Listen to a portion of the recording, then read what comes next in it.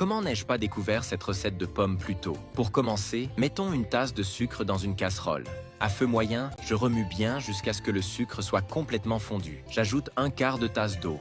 Petit à petit, une fois que le sucre a fondu et a pris la couleur du caramel, on ajoute 2 pommes coupées en fines tranches. Je mélange bien les pommes dans le caramel. Après quelques minutes, on peut retirer du feu et verser le tout dans un moule beurré. Et avant que j'oublie, dis-moi de quelle ville tu me regardes pour que je puisse t'envoyer un câlin spécial.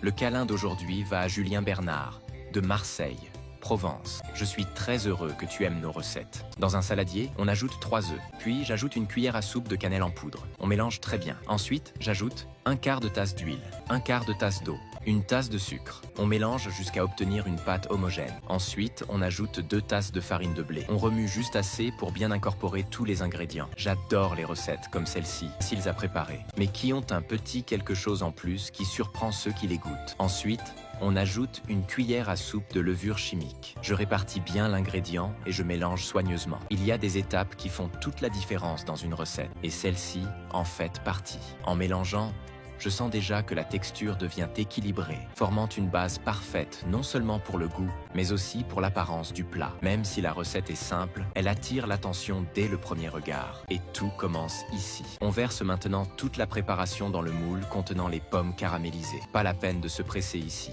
J'aime prendre mon temps, m'assurer que tout est bien uniforme pour un résultat parfait. Mettons maintenant au four à 180 degrés pendant environ 40 minutes. Cette recette a trouvé sa place dans ma cuisine sans effort. Depuis la première fois que je l'ai faite, je ne peux plus m'en passer. Le résultat parle de lui-même. À chaque fois que je la prépare, quelqu'un commente l'odeur ou l'aspect du plat. Et je comprends pourquoi. Elle est simple, pratique et tient toutes ses promesses. Il suffit de suivre les étapes avec attention et de laisser les ingrédients faire leur travail. Ça marche à tous les coups. Fais-la chez toi et dis-moi ce que tu en as pensé.